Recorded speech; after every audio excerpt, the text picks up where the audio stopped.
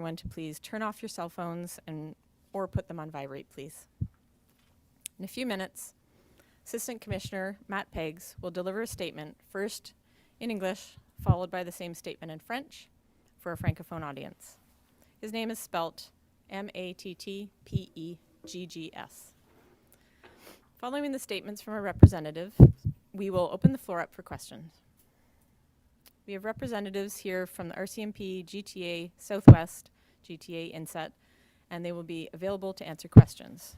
Here at the tables, you will find Staff Superintendent of Detective Operations, Joe Matthews of the Toronto Police Service, Inspector Scott Purchase, RCMP, Southwest, GTA Inset, and Toronto Police Service, Superintendent Glenn Cournier, Durham Regional Police Service, Chief Superintendent Pat Morris from the Provincial Operations Intelligence Bureau of the OPP, Superintendent James Parr, Officer in Charge of Southwest GTA Inset, Superintendent Rhonda Corsi of the York Regional Police,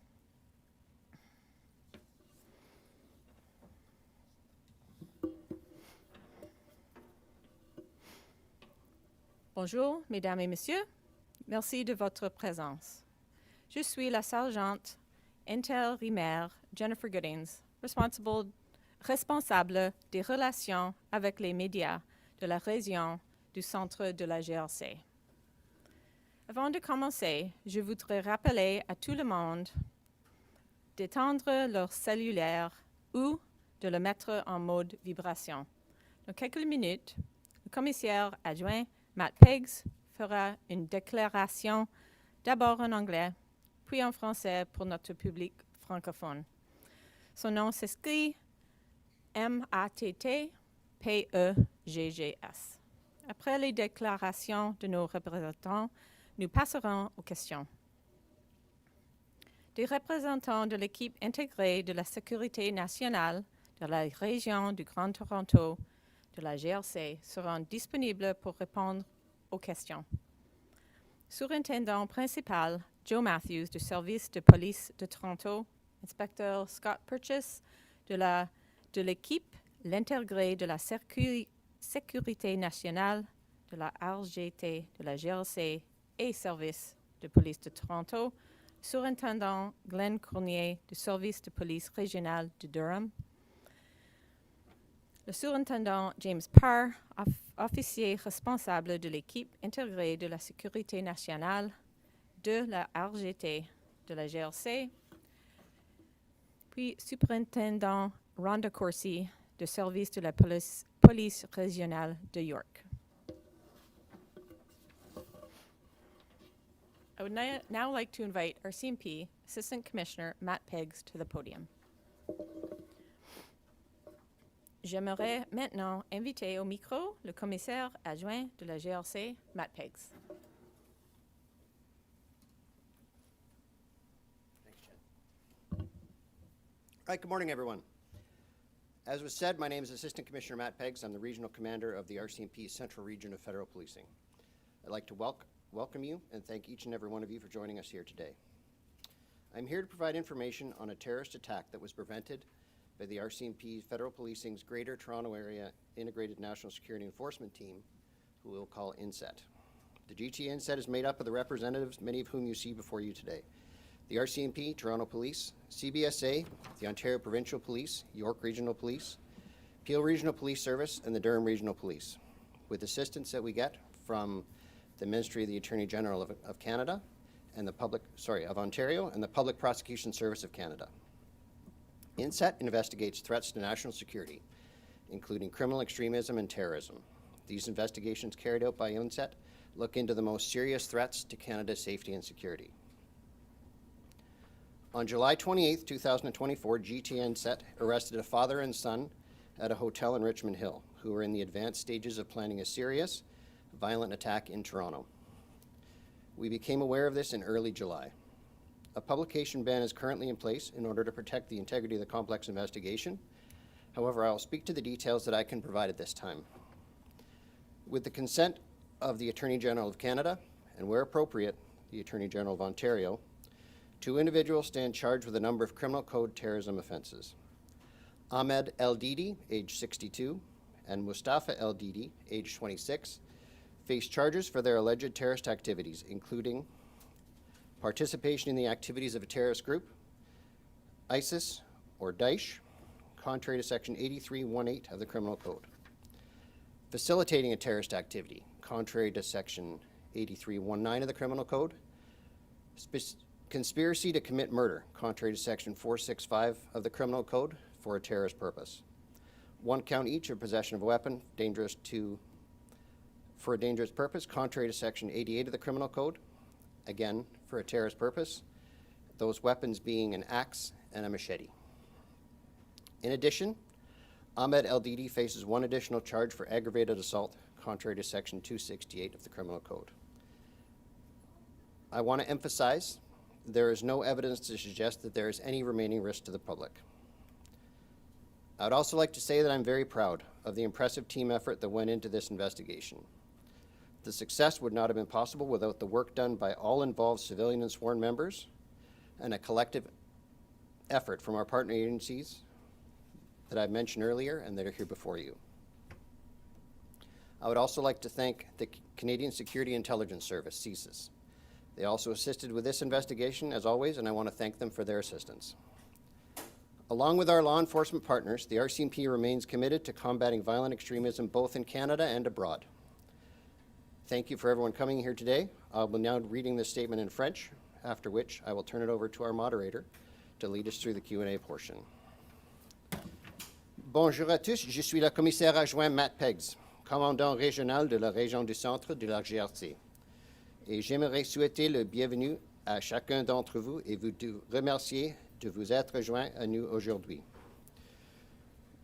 J'ai pour tâche aujourd'hui de fournir de l'information sur l'attentat terroriste qui a été déjoué par l'équipe intégrée de la sécurité nationale, plus communément appelée EISN, de la région du Grand Toronto. L'EISN de la région du Grand Toronto est composé de représentants de la GRC, du Bureau du procureur général de l'Ontario, du Service des poursuites pénales du Canada, du Service de la police de l'Ontario, de Toronto, de l'Agence des services frontaliers du Canada, de la police provinciale de l'Ontario et des services de police régionaux de York, de Peel et de Durham. L'EISN fait enquête sur les menaces à la sécurité nationale, ce qui comprend les activités criminelles de nature terroriste et extrémiste. Elle enquête sur les plus graves menaces à la sécurité du Canada. Le 28 juillet dernier, l'EISN de la région du Grand Toronto a arrêté, dans un hôtel de Richmond Hill, un homme et son fille qui ont été aux dernières étapes de planification d'un important et grave attentat à Toronto. Nous avons pris connaissance de cette situation au début du mois de juillet. Une ordonnance de non-publication est en vigueur afin de protéger l'intégrité de cette enquête complexe. Cela dit, je peux vous fournir quelques détails suivants pour le moment. Avec l'autorisation du procureur général du Canada, 2 individus ont été accusés de plusieurs infractions de terrorisme prévues au Code criminel. Les présumées activités terroristes de Ahmed El Didi, âge 62 ans, et de Mustafa El Didi, âge 26 ans, ont donné lieu aux chefs d'accusation suivants. Participation aux activités d'un groupe terroriste, ISIS ou Daesh, en contravention à l'article 83-18 du Code criminel. Facilitation d'une activité terroriste en contravention de l'article 83-19 du Code criminel. Complot en vue de commettre un meurtre en contravention à l'alinéa 465 du Code criminel.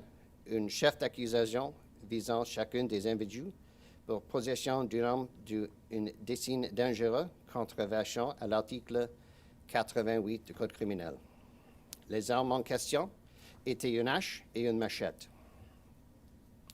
De plus, Ahmed El Didi fait face à une accusation des voies de faits graves en contravention de l'article 268 du Code criminel. Je tiens à souligner que tout semble indiquer que le risque pesant sur la sécurité publique a été écarté. Je tiens également à dire combien je suis fier de l'impressionnant travail de l'équipe qui a mené à ces arrestations. Cette issue n'aurait pas été possible sans l'excellent travail de tout le personnel civil et policier des divers services et sans la collaboration des services et organismes partenaires.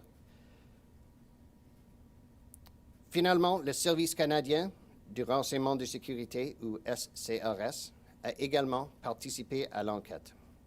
Je tiens à remercier également les membres de son personnel pour leur contribution.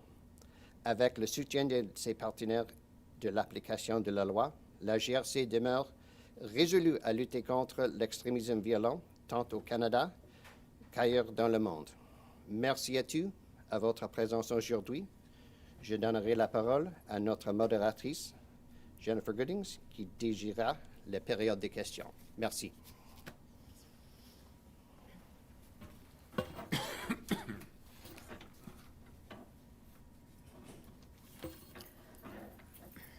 We will now start taking questions. Please ask only one question with one follow-up if needed. You're welcome to ask your question in English or French. We will have time for plenty of questions, so can I take the first one? Peter Edwards, Toronto Star. What can you tell us about the targets for the attack? Sure, thank you for your question. I will defer to James Pryor. Sorry. So with respect to your question,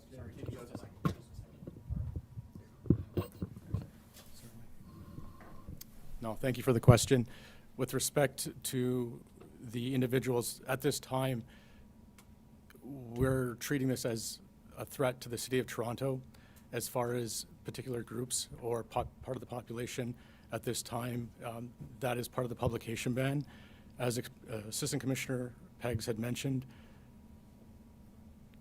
there is a publication ban in effect, and so this is part of the ongoing investigation, and I would not want to comment on that right now, but there is no ongoing threat to citizens in the City of Toronto.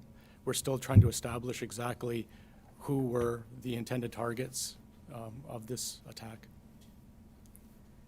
can you tell us if it was elected officials or if it was members of the general public? Again, I don't want to continue to reference the publication ban because I know everyone's aware of that. But in this particular case, it would be considered the general population. Sean O'Shea with Global News. You mentioned a machete and an axe. Were those the only weapons we're talking about? Yes, sir. And can you describe what hotel was targeted here or where you found them? Which hotel, Richmond Hill? So I wouldn't want to identify the hotel for obviously, I don't want to affect someone's commercial standing. The hotel itself is not, I don't think is part of, it was certainly not part of the attack, and it was simply a place where they attended. They were renting rooms there. In this particular case, there was a room, yes. John Woodward from CTV. What Yep. can you tell us about this attack outside Canada and how that's connected to what happened allegedly here? Certainly, and unfortunately, that is a part of the emerging investigation. One of the individuals, as previously mentioned, is accused of an attack outside Canada, and that's going to take some time in order to get all the particular details. But we have enough, obviously, to charge this individual with that offense. Was the attack in service of an ISIS operation in a conflict? Unfortunately, I would not like to comment on that this time. Hi, Jeremy Strashin with the CBC. According to the court documents, the aggravated assault charge against Mr. Avidi took place in 2015 in service of ISIS, as the court documents say. Was he on your radar at all before the beginning of July? No, sir. My second question, are either of these two Canadian citizens? Yes, sir, they are. Both? Are they both Canadian citizens? As far as I understand, yes, they are. I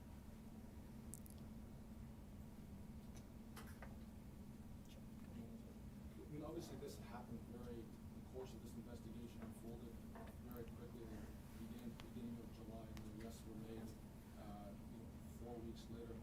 Can walk us through how the investigation played out and how this all happened so quickly? So I'll do the best that I can to address your question. You are correct in that this was a very fast-moving, and the investigation came to our radar and emerged in a very quick fashion. So as far as what we did investigationally, I'll refrain from commenting on techniques or how we proceeded with this, but the information that was presented to us was sufficient to obviously launch an investigation, and it led to enough evidence to result in charges against these two individuals. And Was there ever, in the course of your investigation, a video uncovered that was made by this father and son? any sort of video or particular evidence would be part of that investigational holding, which I won't comment on at this time. Is that covered by the publication then? Anything to do with the investigation and leading to these charges right now is part of the publication ban, except for what's in the information that's obviously part of the public record. The father and son, were they residents of the city of Toronto? And are there multiple different locations where maybe evidence has been seized as part of the investigation at this point? Certainly. So as part of the information, yes, they are residents of the Toronto region. And are there multiple addresses or locations that they were using maybe to plan this attack? I mean, you mentioned the hotel in Richmond Hill. Were there other locations like this where they previously in the last month rented a room or gathered to plan this attack? Certainly. Not that I'm aware of. Moment question for 680 News. So is it just the father and son that are investigating here in Canada, or with the ongoing investigation, is there a possibility there are more people connected to this? So again, and I know it sounds a bit of a redundant thing. At this time, these are the two individuals that are being charged with offenses. We don't believe that there's a greater threat to the city of Toronto or surrounding region. And so if the investigation goes in such a direction that other people come to our attention, well, certainly that investigation will go and we'll try to see what's going on there. But at this time, it's simply these two individuals. I know I'm reluctant to get into specifics, but was part of this investigation or part of your awareness of this because of things that were posted online, shared online, that kind of thing? So the RCMP receives information in a variety of ways, and that could be through the form of tipsters. It can come through other governmental agencies and partners. Once again, the way that this unfolded, I will curtail my comments at this time, but it wasn't as a result of social media, for example. As we discussed a little bit earlier, we were not really aware of these individuals prior to the emergence of this file. You mentioned they're Canadian citizens. Are they citizens of any other country? Not that I'm aware of. I know that they're Canadian citizens at this point, but I'm not aware of dual citizenship or anything of that nature. Are American authorities engaged in this investigation as well? No, ma'am. Joseph Cooley came out today. Is there anything you can say as far as perhaps why they're on Richmond Hill in particular as opposed to any other place in the Toronto area? I don't have any information or reason why they selected that particular hotel or Richmond Hill. Is there any reason to suspect that they were receiving money from ISIS operatives elsewhere in the world to carry out or plan this attack? That would fall under the category of investigative holdings, but for what it's worth, I'm not aware. I can't confirm any of that they were supported like that. You do hear people getting radicalized by online videos and communications. Is that a factor here? I couldn't comment on that, and the main reason being is that the investigation is ongoing, and perhaps in the future we will have evidence to suggest that it was a factor, but at this time, I would say not. How were you able to link the father to something that happened in Iraq almost nearly 10 years ago? What piece of evidence, how were you able to link him to something that happened there so long ago? Well, naturally, I won't comment on how we learned, but I'll take this opportunity to, again, congratulate and express my gratitude to the regular members, civilian members, and public service employees that work within GTA Inset as far as working together and actually putting all the pieces together to result in that particular charge. But as far as specifics, I'll refrain from divulging further. And in terms of members of the city of Toronto, communities within the city of Toronto that may have been threatened, have you liaised with leaders of those communities to kind of bring them into the tent of what kind of threat that community was facing? So we're in communication with our policing partners, as you can see from the dais today. INSET itself, again, is an independent body. We're not liaising with politicians or members of parliament in that regard. So, Not members, I mean, maybe Toronto Police could weigh in on this. I mean, in terms of specific communities within the city or a community that may have been the target here, have you liaised with leaders in that community? We have not liaised with the leaders of that community. However, that doesn't mean that that's not going to take place. As the investigation unfolds and we learn more, there may be opportunities to engage our communities. Superintendent, can you talk about the role of Toronto Police in this investigation specifically? Well, the Toronto Police has members embedded in the INSET, the Integrated National Security Enforcement Team, being an inspector purchase. So we work with our partners at INSET and with the other law enforcement agencies, but terrorism charges are the purview of the federal agency. Superintendent, did the father and son live together? Did they cohabitate? yes, sir. Yeah, sorry, why was Toronto targeted? Was it simply because they live here, just geographically this spot? Part of the information that we have within that investigation suggests that Toronto would have been a target. Are there other family members who reside in that home with the father and son? And if there are they cooperating with the investigation? So obviously with a press conference of this nature, we'd like to focus on the two individuals who were charged, and out of respect for privacy for other family members, I would not like to comment on who else they might be residing with or who might be living in the neighborhood, et cetera. You talked about a member of general population in Toronto. Was there a religious group that was targeted by these individuals? I mean, obviously tensions are quite high in the city itself between members of different religious faiths. Yeah, naturally it's a very tense time, and we're all aware of that.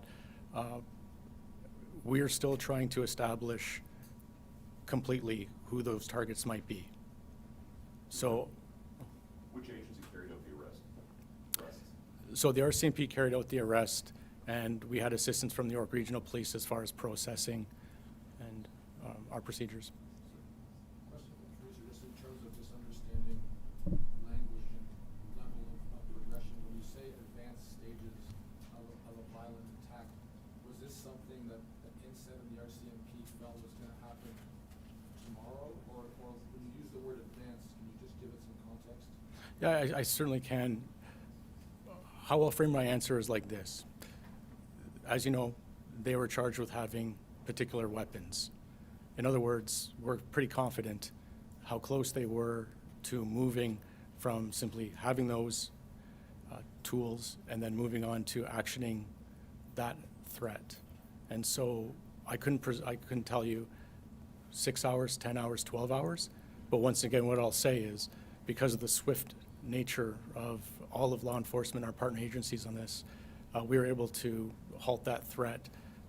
But we believe it was quite, not only like, I don't want to say imminent as, again, it's within an hour or two, but it was close. And was Toronto the only target? From what we have, we knew that there was a threat potentially to Toronto, and we're not aware of other threats within the GTA. But your investigation doesn't indicate anything to do with firearms, explosives, and other weapons? No, sir. Question for Superintendent from Representative Please, can you speak more to your force's role in this and that processing implementing? Yes. Just wait till the mic gets to us. Thank you. Thank you for the question. York Regional Police is one of the partner agencies in the INSET group, and we are committed to supporting our policing partners in the realm of national security, and we will support them where necessary. So in this instance, as my partner has iterated, we were there to support the arrests and the processing of these two individuals. Can you talk about the arrest? What was that moment like when your officers actually went into that hotel room or hotel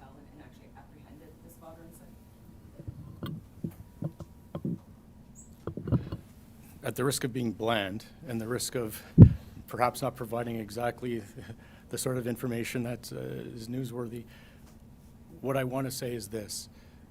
The teams that were responsible and the support teams that were responsible for effecting that arrest completed their job in a tactical manner.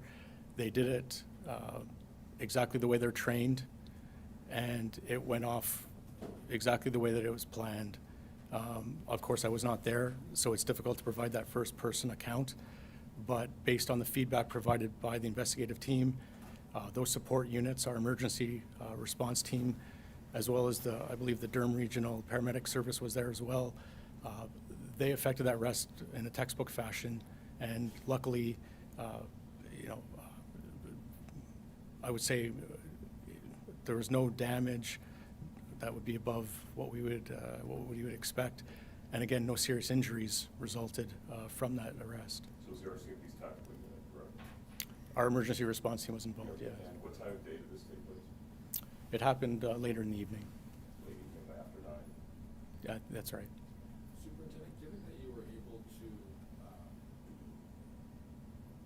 prevent a serious attack, in your words, in that these people were not at all on your radar a month ago, does it make you reassess the handle of the intelligence that you have on potential domestic terrorism in the GTA and across the country? Mm-hmm. Certainly, sir. So I think the best way to answer that one, Just one sec for the mic. I got mine on here, I think. No, we need that one, we can't hear yours. Okay, we're good? All right. National security is very much the primary focus of the federal policing program. But it's also very much a shared responsibility. And that's why you have so many of the partners before you here today. So as was mentioned, we collect sources of intelligence and we take tips, we take several things in. And so, yes, we are constantly vigilant, as are all the other police services, and I would like the public to be as well. But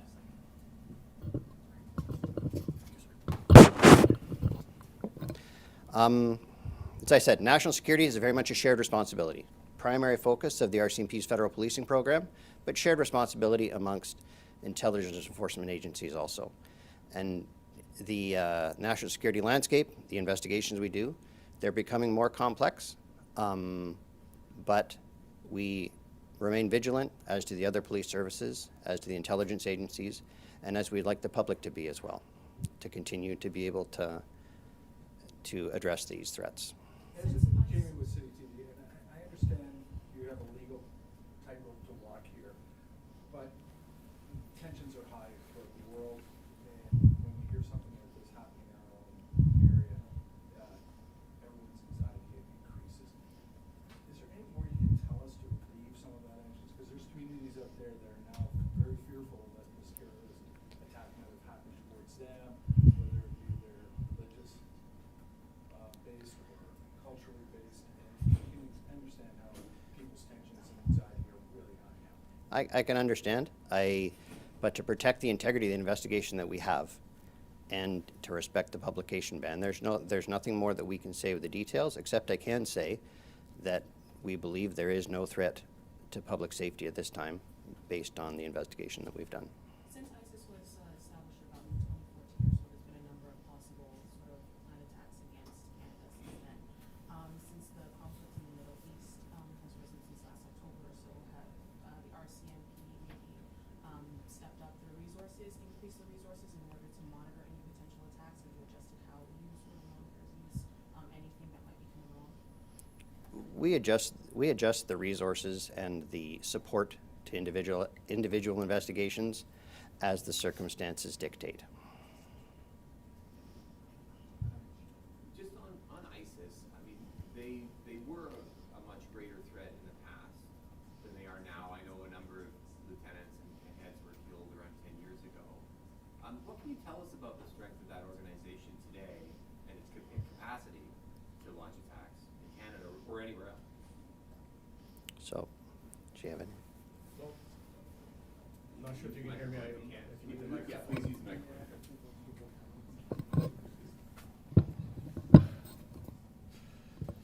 So with respect to your question, again, the RCMP, as well as our policing partners, we truly are a law enforcement, public safety first domestically, and that's really our goal. So when you ask about internationally what that strength might be, a lot of that information would come from our partners, whether it's D&D, whether it's the service. So it's difficult for us to discuss what their bench strength would look like and what overall threat that they would pose to Canada. Because we have that synergy and that chemistry with our partners, when there's a threat or if there's information to suggest that there is a public safety concern, we will receive it. One thing I will say with respect to this topic is that that's a threat that hasn't gone away and we haven't forgotten, especially in a world where so many other threats have emerged over the last number of years. But as far as a ranking, for example, I wouldn't know where to place them, but it's still a concern. Have you been able to ascertain how he came to Canada after seemingly being an active member of ISIS, committing what you charged him for, and who knows what else, more than 10 years ago? How did he come to Canada? Was he a Canadian citizen in 2015? Can you put together and offer some of the information that you have on how this happened? Yeah, I'm unable to comment or answer that right now, but I'm confident that the investigation will bear that out, and of course it'll be subject to your favorite publication ban probably. I appreciate it's under a publication ban. Can you talk about the scale of threat to Toronto? Is this against one or two people, or are we talking about a larger scale attack that was possible here? Our belief is it was small, to use your word, and simply the information we have is that it wasn't some sort of widespread sort of threat, which again provides us some confidence in saying that we believe that the threat is neutralized. We don't believe that there's something outstanding right now as we sit here. But as far as what or where that plan may have went, naturally we don't know how it could have grown, but we do know that it was real. And How do you make the decision, Superintendent, as to how long you monitor someone like this father and son when they're on your radar before you actually move in and make an arrest and you determine it as a valid threat? yeah. So each investigation will be different naturally based on the factors. But to answer your question, in this particular case, like any other, if there is a threat and we have the evidence to charge, we will obviously act right away. So this wasn't a cat and mouse monitoring type situation. We wouldn't obviously put the public in jeopardy that way. So as soon as we knew that and again, it's misleading to use the word imminent, but apparent and forthcoming might be the best way to say it. Because this attack, we believe, was in its advanced stages, it was time to act and obviously intercede.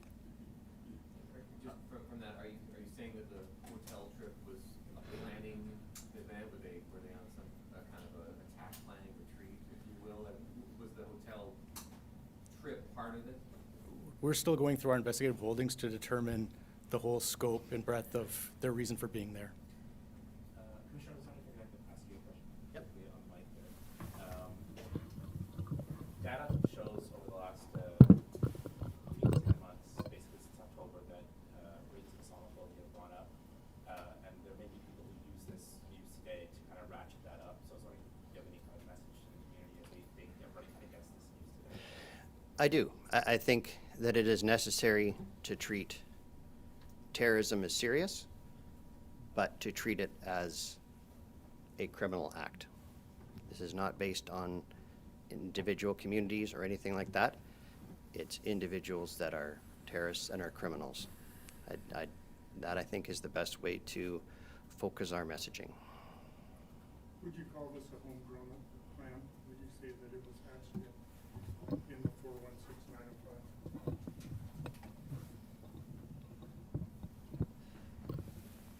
Unfortunately, I think that'll come with time.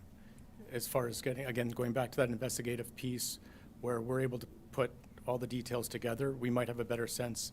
Unfortunately, I wouldn't be able to provide you a definitive answer at this moment. So I take it you're going through their internet, who they've been talking to, that sort of thing, to find out who corrected this? We're conducting a conventional investigation.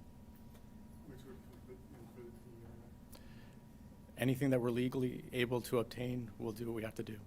Superintendent, can you say that this father, I guess, was a member of, an active member of ISIS back in 2015? Once again, I would be remiss to make a conclusive statement about what his standing was, but there is sufficient evidence to charge him with the offense that's listed on the information. Can you say what type of employment the two had? Actually, I can't confirm right now, and it's not because I don't want to or unable to. I don't have that information. Did they have a pretty good property though, like they seem to be fairly well? I believe it was actually a decent home, yes, but Can you speak to, was there any attempt to procure, Tom from CV24, was there any attempt to procure firearms at all? You know that you're limited right now to the sure. machete and the other weapon, but was there any attempt whatsoever that you're aware of? We're aware of the 2 weapons that we found them with as being part of this attack. As far as other weapons, that'll come out in the investigation. Can you let me know why the RCMP and INSET are involved in this, but say they wouldn't have been involved in the last major ISIS event, which I think would have been the Chickenland shooting with the 3 individuals who were recently convicted? What's the difference between the 2 cases that involves all these forces here, but I believe it was just the police there? Mm-hmm. So with respect to the investigation you're referring to, because of some certain elements of that investigation that came out during that trial, I will say that, again, that collective police force of jurisdiction and RCMP sort of collaboration, we were aware of that investigation. But again, it comes back down to evidence and what someone could be charged with or not. So, I guess you're kind of talking about why they weren't facing terrorism charges on top of the conspiracy to murder and those, Yeah. or I believe it was actually murder. Certainly. Several murder charges. That's what Yeah. the question you're answering there is that there wasn't the evidence necessary for terrorism charges. Yes, sir. Do you anticipate further charges against these two? It's too premature to make a comment on that, sir. Was the son born in Canada? I'm not sure, ma'am.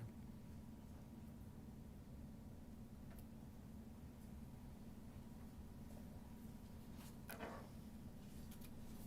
mean, I might as well ask this as well. We've been kind of talking about various communities, but I should ask this. Do you think the Jewish community specifically was targeted here? I'm unable to confirm at this time. Again, once we go through all the holdings, we'll be able to have a clear picture of who their grievances may have been with. Just to be clear, you can't say when they moved to Canada, if in fact they came from another country, is that right? Yeah, I don't have the dates. It's not that I don't want to. I don't have the dates to provide that with you. But you're not saying that they both came from another country, or you are confirming that? No, I believe they came to Canada at a previous date. We keep hearing about how easy it is to get guns in the GTA. Now, why do you think they get such unsophisticated weapons? This is strictly an opinion, but it's one of the things that we see in the security world where, again, there's messaging about low tech, and that's what appears to be the case here. Was the axe and machete recovered from the hotel room? They were charged with having possession of these items. But it was in the hotel room, not at their residence in Toronto? They had them, yeah. Just what you said earlier about low tech. Are you kind of implying that because it's low tech, they're able to get the weapons easily without the scrutiny that might come with a firearm purchase? Is that kind of what you're getting at? Well, what I wanted to do is provide an overall answer with some of the things that we're seeing. What you just said is in fact true. It's easier, but I can't speak to their mentality or what their thought was. I can only address what they were found with. We have time for one more question. Were they looking at any RPAS or UAV tech systems they use in their attack that you're aware of? Oh, I'm sorry, I didn't miss you. Like any drone tech systems? Not that I'm aware of. Okay, this concludes our press conference. Thank you very much for attending. Ceci conclut notre conférence de presse. Nous vous remercions de votre présence. Thank you.